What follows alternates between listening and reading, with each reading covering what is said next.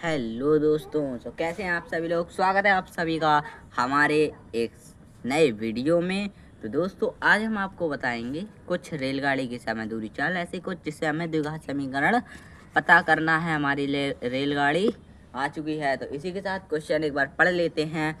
एक रेलगाड़ी 480 किलोमीटर की दूरी समान चाल से तय करती है। यदि इसकी चाल 8 किलोमीटर पर आवर से कम होती तो वह उसी दूरी को तय करने में 3 घंटे अधिक लेती। द्विघात समीकरण ज्ञात करना है। तो इसी के साथ हमें ज्ञात करना है द्विघात समीकरण। कैसे ज्ञात करेंगे तो सीखेंगे आज के इस वीडियो में। तो लेट्स स्टार्ट करते हैं वीडियो। तो देखिए, सबसे पहले वीडियो स्टार्ट होने से पहले वीडियो को लाइक शेयर सब्सक्राइब करना मत भूलना। तो चलते हैं इसी के साथ। देखो भाई, पहले तो हमें क्या मानना है, मानना क्या है, रेलगाड़ी की चाल, ये हमें माननी है। रेलगाड़ी की चाल क्या होगी, तो देखो भाई, चाल क्या होगी, x किलोमीटर पर आवर। ठीक, x किलोमीटर पर आवर होगी। और भैया जी, ये दूरी कितनी तय कर रही है, लिख देता हूँ दूरी। लिख देता हूँ, पता चलेगा।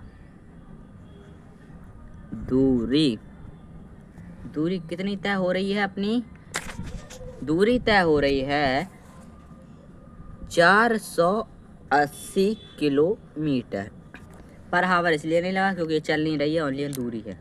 याद रखना इस बात को, कोई चीज़ चल रही है तो पर आवर में चलेगी, और अगर दूरी बताई गई है तो वो गॉलियन किलोमीटर में ही होगी या मीटर में होगी, बस इससे ज़्यादा नहीं होगी।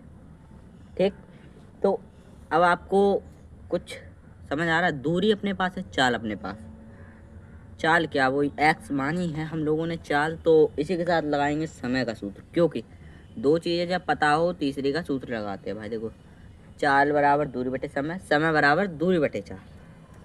तो अपना जो समय होगा, समय बराबर होगा दूरी बटे चाल।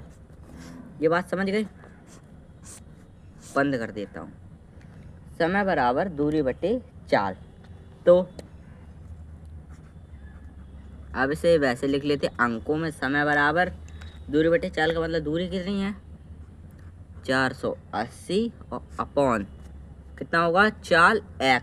ठीक, ये हो गया हावर में। समय घंटों में ही रहे क्योंकि किलोमीटर पर आवर की बात हो रही है, तो अब हमें हावर में ही चलना पड़ेगा। ठीक है, ये समझ गए। ये तो अपना समय निकल आया, मान लिया समय यही है। ठीक है, ये अपना क्या है, समय है। अब आ जाओ शर्त पर। शर्त क्या कह रही है, यदि चाल 8 किलोमीटर पर आवर कम होती, ठीक, तो क्या होता, इसका हमें पता लगाना। यदि चाल 8 किलोमीटर पर आवर कम होती तो हमें पता लगाना है क्या होगा। ठीक है, ठीक है भाई, ये बात समझ गए।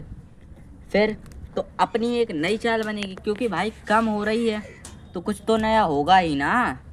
तो लिख लेते हैं नई चाल। नई चाल भैया जी देखो अपनी कितनी बनेगी।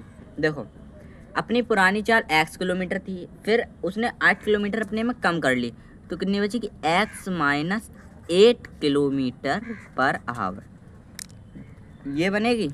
अब जब नई चाल बन गई है तो नया समय भी बनेगा। नया समय, नया समय अपना क्या बनने वाला है, नया समय बनेगा दूरी अपनी वही है बटे चाल क्या है, नई चाल ही रहेगा अगर नया समय है तो x माइनस 8 आवर। लो, ये हो गया अपना, समझ गए।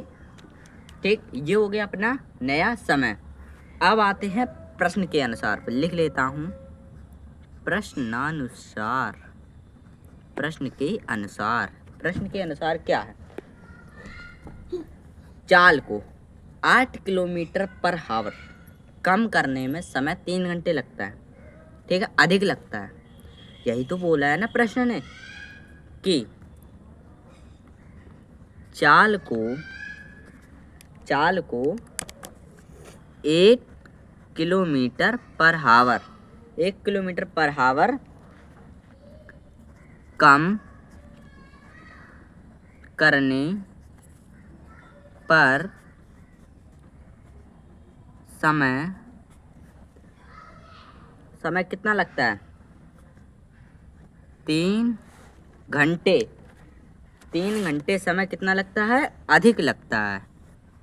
कितना लगता है? अधिक लगता है।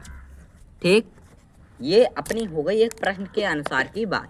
चाल अगर 8 किलोमीटर कम है तो 3 घंटे समय अधिक लगता है। ठीक है, तो अब आते हैं प्रश्न के अनुसार। ठीक है, अब लिख लेते हैं अतः क्या होगा? नई चाल, सॉरी पहले पुरानी चाल अपनी थी 480/x, ये अपनी पुरानी चाल थी। इक्वल टू नई चाल अपनी कितनी थी? 480/x - 8, ये थी अपनी नई चाल। ठीक है, इक्वल टू 3। अब 3 क्यों किया मैंने? क्योंकि 3 घंटे अधिक लग रहे हैं। कम लगते माइनस का 3 हो जाता, लेकिन अधिक लग रहे हैं तो प्लस का 3 हो जाएगा, अधिक लग रहे हैं। ठीक, ये समझ गए। अब ये तो बन गई अपनी इक्वेशन टाइप की। इक्वल टू पहले पुराना समय फिर नया समय इक्वल टू 3 घंटे। ठीक, अब क्या करेंगे? इसको करते हैं सॉल्व। देखो, इसका ले लेते हैं लासा।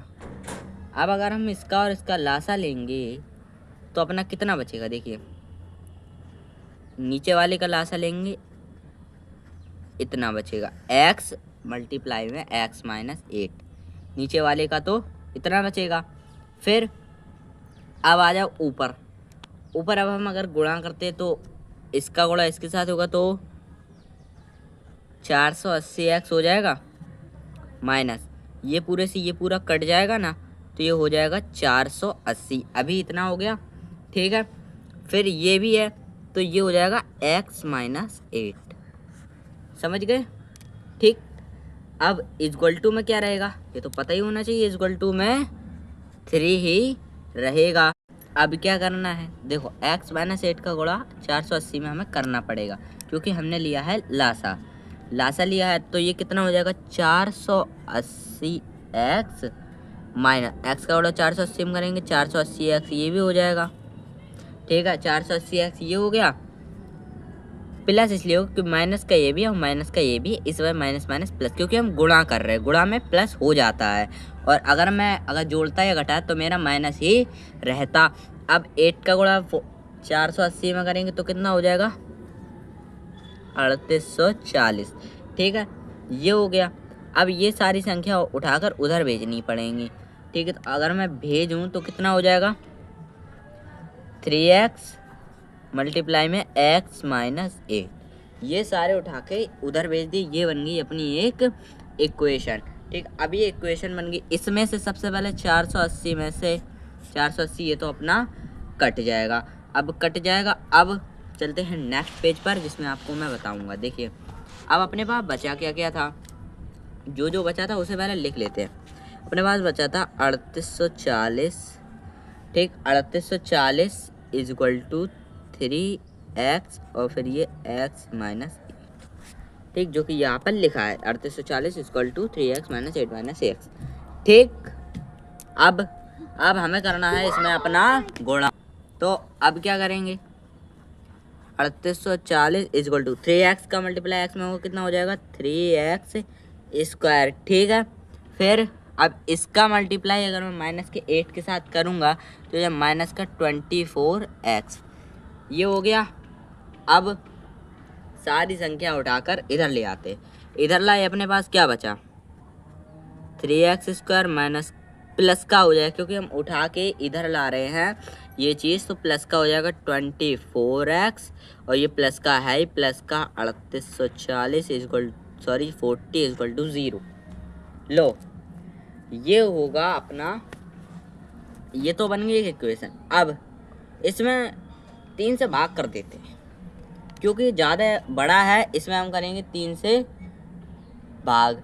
ठीक है, तो अब हमें करना है 3 से भाग। तो 3 से भाग करने पर क्या हो जाएगा, ये कितना बचेगा एक्स स्क्वायर, ठीक है, प्लस ये कितना बचेगा 8x, ठीक है, प्लस अब 3 से भाग करने पर ये 38 से 40 अगर घटाएंगे 3 1 जा 3, 3 2 जा 6 एंड ये 2 इधर गए, 3 8 जा 24 और 0 का 0 ही रहेगा इक्वल टू 0। ये बना अपना एक द्विघात समीकरण। देखो समीकरण बनाने के लिए x square very very important है। एक्स अगर देख लो, अगर ये ऐसा ही होता, यहाँ पे 25 होता 26 होता, तो मैं 3 से भाग नहीं कर पाता, तो अपना एक्स स्क्वायर नहीं निकल पाता, तो अपना आंसर यही सही होता। लेकिन आप देखेंगे सभी संख्याओं में, तीनों संख्याओं में 3 का भाग हो रहा है, तो इसमें मैं लिख देता हूँ यहाँ पे 3 का भाग करने पर, यहाँ पे अब हमने 3 का भाग किया तब जाके ये अपनी द्विघात समीकरण निकला है। ठीक है, तो इसी के साथ करते हैं वीडियो को एंड। वीडियो पसंद आया तो वीडियो को लाइक शेयर सब्सक्राइब करना ना भूलना। तो मिलते हैं नेक्स्ट वीडियो में। और एक बात और, अगर आपको समझ में नहीं आया हो तो आप वीडियो को रिपीट करके दोबारा देख सकते हैं, आपको एकदम करेक्टली समझ में आ जाएगा। तो चलते हैं, तब तक के लिए बाय बाय।